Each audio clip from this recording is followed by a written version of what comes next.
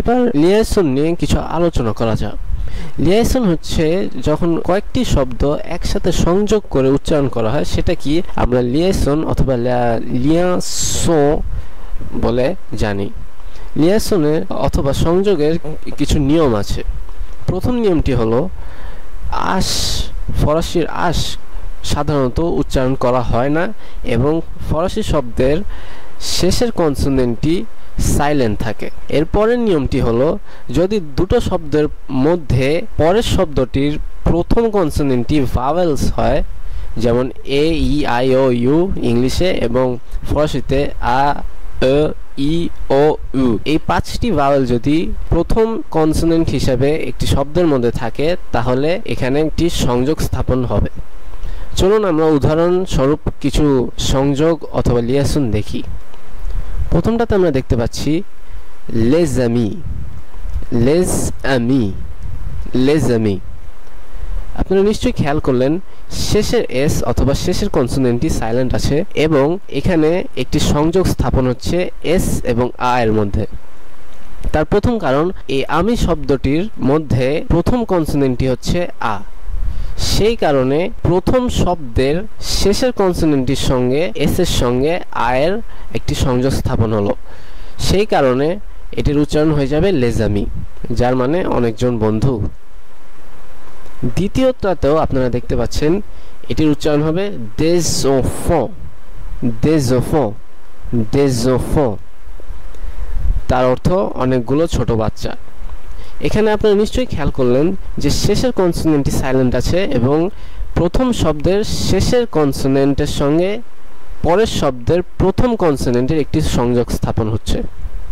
তার মানে যেহেতু পরের শব্দের প্রথম কনসোনেন্টটি অথবা প্রথম বর্ণটি এ এবং ভাওয়েল, সেহেতু আগের শব্দের এস এর সঙ্গে এটির একটি সংযোগ স্থাপন হচ্ছে এবং এটি একসাথে উচ্চারিত হচ্ছে des enfants।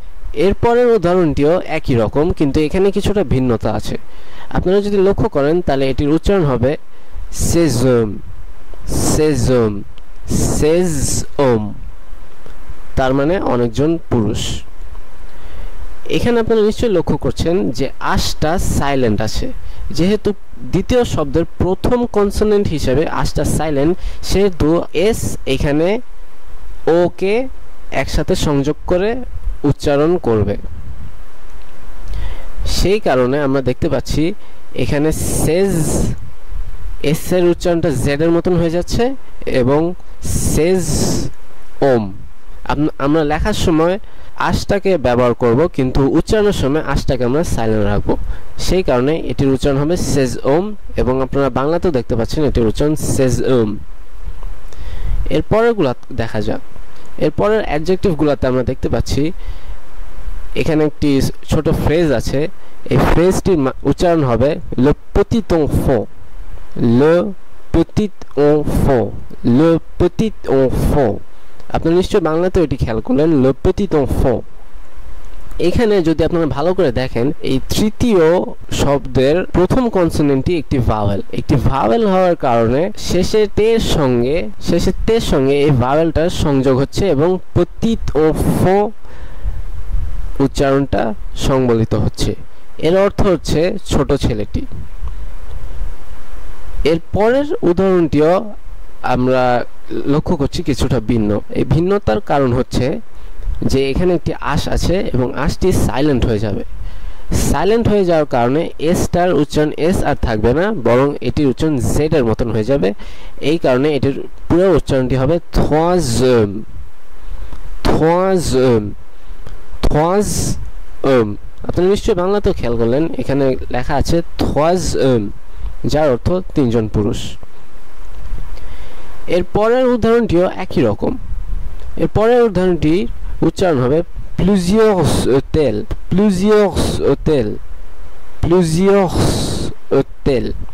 আপনারা নিশ্চয়ই খেয়াল করলেন যদিও সাধারণত ফরাসির শেষের কনসোনেন্টটি সাইলেন্ট থাকে এবং তার আগের সব কনসোনেন্টটি উচ্চারণ করা হয়, কিন্তু এই ক্ষেত্রে যেহেতু পরের শব্দের আশটা সাইলেন্ট আছে এবং আশ সাইলেন্ট থাকার কারণে ওটা উচ্চারণ করা হবে এবং ও একটি ভাওয়েল, সেহেতু আগের শব্দের সবগুলো কনসোনেন্টই উচ্চারণ করা হবে এবং এস এর সঙ্গে এই ও এর একটি সংযোগ স্থাপন হবে। সেই কারণে এটির উচ্চারণ হবে, বাংলাতে আমরা দেখতে পাচ্ছি প্লুজিয়স হোটেল, যার অর্থ কয়েকটি হোটেল। এরপরে কিছু প্রিপোজিশন দেখা যাক। প্রিপোজিশনে আমরা দেখতে পাচ্ছি যে ভাওয়েলের কারণে উচ্চারণটি প্রভাবিত হচ্ছে, যদিও এখানে লেখার বিষয়টি একই রকম থাকছে। এখানে আমরা দেখতে পাচ্ছি এটির উচ্চারণ হবে dans un jardin, dans un jardin, dans un jardin। আপনি নিশ্চয়ই বাংলাতেও খেয়াল করলেন, এখানে লেখা আছে dans un jardin, এর অর্থ বাগানের মধ্যে। যেহেতু এই দ্বিতীয় শব্দের প্রথম কনসোনেন্টটি অথবা প্রথম বর্ণটি উ এবং প্রথম শব্দের শেষের কনসোনেন্টটি এস, সেই কারণে এসটি জেড এর উচ্চারণ হয়ে এটির সঙ্গে সংযোগ স্থাপন করবে। দ্বিতীয় উদাহরণটি আমরা দেখতে পাচ্ছি, সেটির উচ্চারণ করা হবে pendant une heure, pendant une heure, এবং এর বাংলা বিকল্পটি হলো pendant une heure। এটি আমি আরেকবার উচ্চারণ করছি, pendant une heure, যার অর্থ ঘন্টাখানেকের মধ্যে। আপনারা নিশ্চয়ই খেয়াল করলেন শেষের তে সংযুক্ত হয়ে এর সঙ্গে সংযুক্ত হয়ে এটির উচ্চারণ একসাথে একটি শব্দের মতন করে ফেলছে, যেমন pendant une, একই সাথে এটির উচ্চারণ করতে হবে। তৃতীয় উদাহরণটি আমরা দেখতে পাচ্ছি যে এটি এসটা এর সঙ্গে সংযোগ হয়ে sous une table, sous une table, sous une table, এবং বাংলা উদাহরণটিও বাংলা বিকল্পটিও আপনারা দেখতে পাচ্ছেন sous une table, যার অর্থ টেবিলের নিচে। কিছু এক্সপ্রেশন দেখা যাক এখন।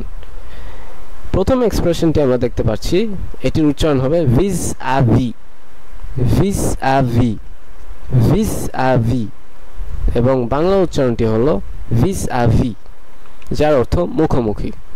এখানে নিশ্চয়ই আপনারা খেয়াল করলেন, যদিও এই আয়ের উপর একটি অ্যাকসেন্ট আছে কিন্তু এটি ভাওয়েলই আছে, এবং যেহেতু ভাওয়েল আছে সেহেতু এর আগের শব্দের শেষের কনসোনেন্ট এসটি এটির সঙ্গে সংযুক্ত হয়ে এটির উচ্চারণ হবে vis à vis। আরেকটা জিনিস নিশ্চয়ই আপনারা খেয়াল করলেন, শেষের ভিতে এই এসটা এস কনসোনেন্ট অথবা শেষের কনসোনেন্টটি সাইলেন্ট আছে, যেহেতু এরপরে আর কোনো ভাওয়েল অথবা আশ এরকম কোনো কিছুই নেই। দ্বিতীয় উদাহরণটিও আমরা দেখতে পাচ্ছি de plus en plus, de plus en plus, de plus en plus, এবং বাংলা বিকল্পটিও আমরা দেখতে পাচ্ছি de plus en plus, যার অর্থ বেশি বেশি। এইখানেও এ একটি ভাওয়েল এবং সেই ক্ষেত্রে শেষের প্লুজের এসটি শেষের কনসোনেন্টটি এটির সঙ্গে সংযুক্ত হয়ে প্লুজ ও হয়ে যাচ্ছে। এবং সর্বশেষ উদাহরণটি আমরা দেখতে পাচ্ছি tout à coup, tout à coup, tout à coup, যার অর্থ হঠাৎ, এবং বাংলা বিকল্পটিও হচ্ছে tout à coup। আপনারা নিশ্চয়ই খেয়াল করছেন এখানে অ্যাকসেন্ট কোনো প্রভাব ফেলছে না, সেই কারণে শেষের তে এই আয়ের সঙ্গে সংযুক্ত হয়ে তুত আ হয়ে যাচ্ছে। সাধারণত এই তেটা সাইলেন্ট থাকতো, কিন্তু যেহেতু এর পরে একটি ভাওয়েল আছে সেই কারণে তুত আকু হয়ে যাচ্ছে।